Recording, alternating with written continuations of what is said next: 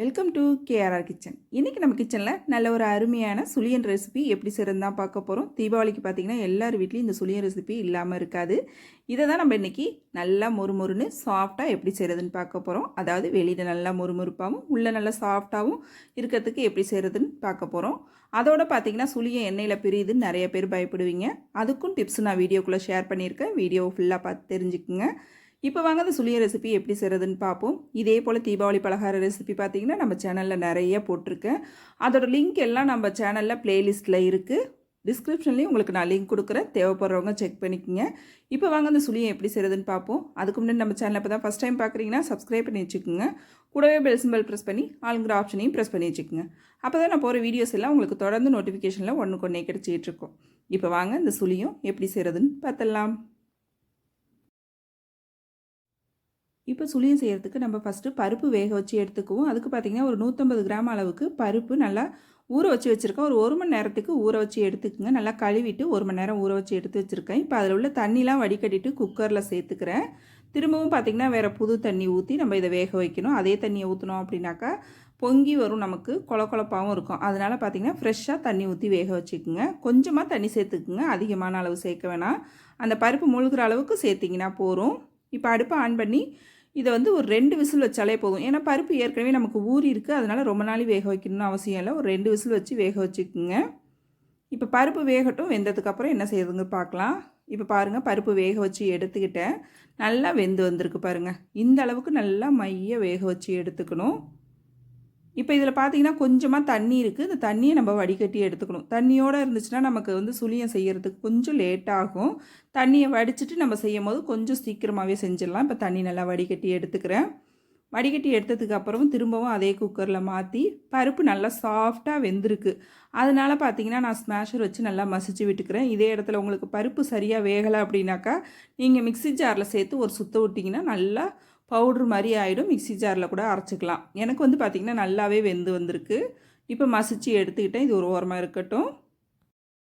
இப்போ அடுத்து பார்த்திங்கன்னா இந்த சுழியத்துக்கு தேவையான அளவு வெல்லம் நம்ம கரைச்சி எடுத்துக்குவோம். அதுக்கு நான் 1.5 கப் அளவுக்கு வெல்லம் எடுத்திருக்கேன். நீங்கள் எந்த கப்பால் கடலைப்பருப்பு அளக்குறீங்களோ அதால் 1.5 கப்பு எடுத்திங்கன்னா சரியான அளவாக இருக்கும். இப்போ இதுலேயே ஒரு 1/2 கப் அளவுக்கு தண்ணி ஊற்றி வெல்லத்தை கரைச்சி மட்டும் எடுத்துக்குவோம். பாகு பதம்லாம் எதுவும் தேவையில்லை. இப்போ இது நல்லா கரைஞ்சி வரட்டும். தண்ணி பார்த்திங்கன்னா அதிகமாக சேர்த்துடக்கூடாது. ஒரு 1/2 கப்புக்கும் கொஞ்சம் கம்மியாக சேர்த்திங்கனாலே உங்களுக்கு சரியாக இருக்கும். இப்போ வெல்லமும் நல்லா கரைஞ்சிடுச்சு.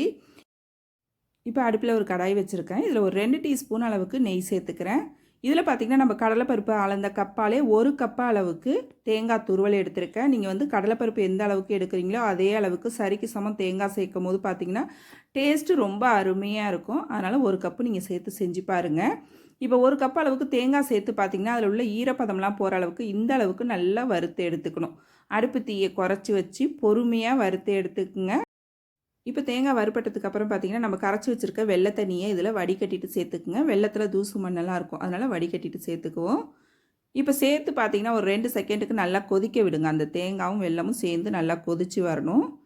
நல்லா ஒரு கொதி வந்ததுக்கப்புறம் இதில் பார்த்திங்கன்னா ஒரு 1/2 டீஸ்பூன் அளவுக்கு ஏலக்காய் பவுட்ரு சேர்த்துக்கிறேன். அதே போல் ஒரு பிஞ்ச் அளவுக்கு உப்பும் சேர்த்துக்கிறேன்.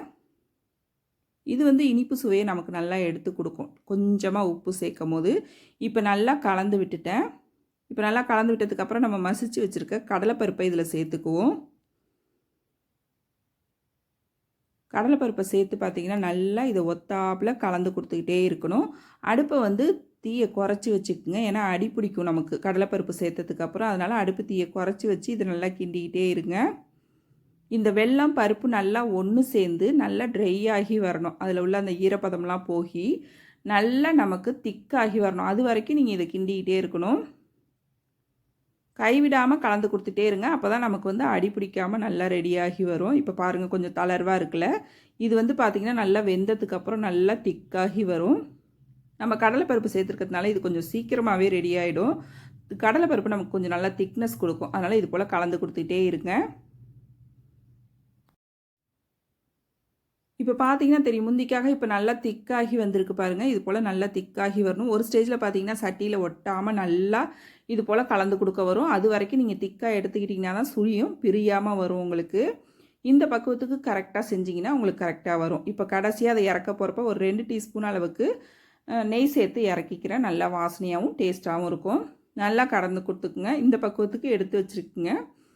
இது வந்து பார்த்திங்கன்னா ஆறுனா கொஞ்சம் நல்லா இறுகி வரும். இப்போ இது நல்லா ஆறட்டும். இப்போ சுழியம் செய்கிறதுக்கு மேல் மாவு கரைச்சிக்குவோம். அதுக்கு பார்த்திங்கன்னா ஒரு 3/4 கப் அளவுக்கு மைதா மாவு எடுத்திருக்கேன். அதை இதில் சேர்த்துக்கிறேன். இது கூடவே பார்த்திங்கன்னா ஒரு 2 டேபிள் ஸ்பூன் அளவுக்கு அரிசி மாவு சேர்த்துக்கிறேன். அரிசி மாவு சேர்க்கும் போது நல்ல ஒரு மொறுமொறுப்பு தன்மை கொடுக்கும் நமக்கு. இது கூடவே 1/2 டீஸ்பூன் அளவுக்கு உப்பு சேர்த்துக்கிறேன். கொஞ்சமாக தண்ணி விட்டு இதை நல்லா திக்கான மாவாக கரைச்சி எடுத்துக்குங்க. நம்ம இட்லி தோசை மாவு எப்படி அரைச்சி வச்சுருப்போமோ அதே போல் கொஞ்சம் திக்காக இருந்துச்சுன்னா தான் நல்லா சுழியத்து மேலே ஒட்டி பிடிச்சி வரும். கட்டிகள் இல்லாமல் நல்லா இது போல் ஒரு விஸ்க் வச்சு நல்லா கலந்து எடுத்துக்குங்க மாவை. இப்போ பார்த்தீங்கன்னா தெரியும் மாவு நல்லா கலந்துட்டேன். இந்த மாவு பார்த்திங்கன்னா ஒரு 10 நிமிஷத்துக்கு ஊற வச்சுருங்க. நல்லா ஊறிட்டு இருக்கட்டும். மாவு இந்த பக்குவத்துக்கு இருக்கணும். நம்ம சுழியத்தில் போட்டோம் அப்படின்னாக்கா இது போல் மேல் மாவு ஒட்டி வரணும். இப்படி வச்சு பார்த்திங்கன்னா உங்களுக்கு தெரியும் இந்த பக்குவத்துக்கு இருந்துச்சுன்னா கரெக்டாக இருக்கும். இப்போ இது ஊறினதுக்கு அப்புறமே இந்த மாவு கொஞ்சம் திக்காகும். இப்போ இதுவும் ஊறிட்டு இருக்கட்டும். இப்போ பாருங்கள் நம்ம ஆற வச்ச பூரணம் நல்லா ஆறி இறுகி வந்திருக்கு பாருங்கள். முன்னாடி நம்ம தளர்வாக வச்சோம். இப்போ ஆறினதுக்கு அப்புறம் நல்லா திக்காகி வந்திருக்கு பாருங்கள். இந்த பக்குவத்துக்கு இருக்கணும். இந்த ஸ்டேஜில் உங்களுக்கு கொஞ்சம் தளர்வாக இருக்குது அப்படின்னாக்கா உங்களுக்கு சுழியம் பிரியும் எண்ணெயில் போடும்போது. அதனால் இது கொஞ்சம் இந்த அளவு இருக்கிற மாதிரி பார்த்துக்குங்க. எண்ணெயில் போடும்போது உங்களுக்கு பிரியுது அப்படின்னாக்கா நீங்கள் இந்த பூரணத்தை தான் சரி பண்ணணும். பூரணத்தில் ஒரு 2 டேபிள் ஸ்பூன் அளவுக்கு கோதுமை மாவு அப்படி இல்லைன்னா அரிசி மாவு சேர்த்து அதை கொஞ்சம் திக்காகிட்டு அதுக்கப்புறம் இது போல் உருண்டை பிடிச்சி வச்சுக்குங்க. மேல் மாவும் பாருங்கள் நல்லா இந்த பக்குவத்துக்கு இருக்கணும். நம்ம இட்லி மாவு எப்படி இருக்குமோ அதே போல் திக்னஸோடு இருக்கணும். அப்போ தான் நல்லாயிருக்கும். இப்போ சுழியும் பொரிக்கிறதுக்கு எண்ணெய் காய வச்சுருக்கேன். எண்ணெயும் பார்த்திங்கன்னா நல்லா சூடாக இருக்கணும். கொஞ்சோண்டு போட்டோம் அப்படின்னாக்கா டக்குன்னு மேலே எழும்பி வரணும். இதான் எண்ணெய் காய வைக்கிற பக்குவம்.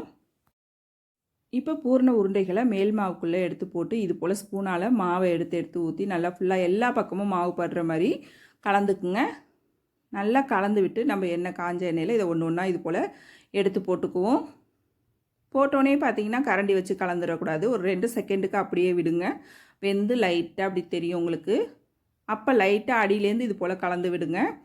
கலந்து விட்டு நல்லா வெந்ததுக்கப்புறம் மறுபக்கம் திருப்பி போட்டு நல்லா 2 பக்கமும் கலந்து கொடுத்து வேக வச்சு எடுத்திங்கன்னா ரொம்ப அருமையாக சூப்பராக ரெடியாகி வருங்க. இந்த ஸ்டேஜில் உங்களுக்கு பிரியுதுனா மட்டும் நீங்கள் கோதுமை மாவு அப்படி இல்லைன்னா அரிசி மாவு வந்து இது கூட சேர்த்துக்குங்க. பூரணத்து கூட சேர்த்து நல்லா கலந்துட்டு அதுக்கப்புறம் போட்டிங்கன்னா உங்களுக்கு சூப்பராக அருமையாக வரும். நான் சொன்ன பக்குவத்தோடு செஞ்சிட்டிங்க அப்படின்னாக்கா எந்த பயமும் இல்லாமல் செய்யலாம். ரொம்ப அருமையாக வரும். இப்போ இதே போல் மீதி இருக்கிற சுழியம் எல்லாத்தையும் நான் பொரித்து எடுத்துக்கிறேன். இப்போ பாருங்கள் நம்மளோட சுழியம் ரொம்ப அருமையாக சூப்பராக ரெடி ஆகிடுச்சு பாருங்கள். நல்லா வெளியில் மொறுமொறுப்பாகவும் உள்ளே நல்லா சாஃப்டாகவும் இருக்குங்க. அதே போல் இந்த சுழியம் நம்ம 2 நாள் வரைக்குமே வச்சுருந்து சாப்பிட்லாம். கெட்டு போகாது. ரொம்ப சூப்பராக இருக்கும். நீங்களும் இந்த சுழிய ரெசிபியை நான் இன்றைக்கி சொன்னது போல் ட்ரை பண்ணி பாருங்கள். ட்ரை பண்ணி பார்த்துட்டு எப்படி இருக்குன்னு எனக்கு கமெண்ட் பண்ணுங்கள். என்னோட இந்த ரெசிபி பிடிச்சிருந்ததுன்னா லைக் பண்ணுங்கள், ஷேர் பண்ணுங்கள். மறக்காமல் நம்ம கேஆர்ஆர் கிச்சனை சப்ஸ்கிரைப் பண்ணி வச்சுக்கோங்க. நாளைக்கு வேறொரு ரெசிபியோடு சந்திப்போம். தேங்க்ஸ் ஃபார் வாட்சிங்.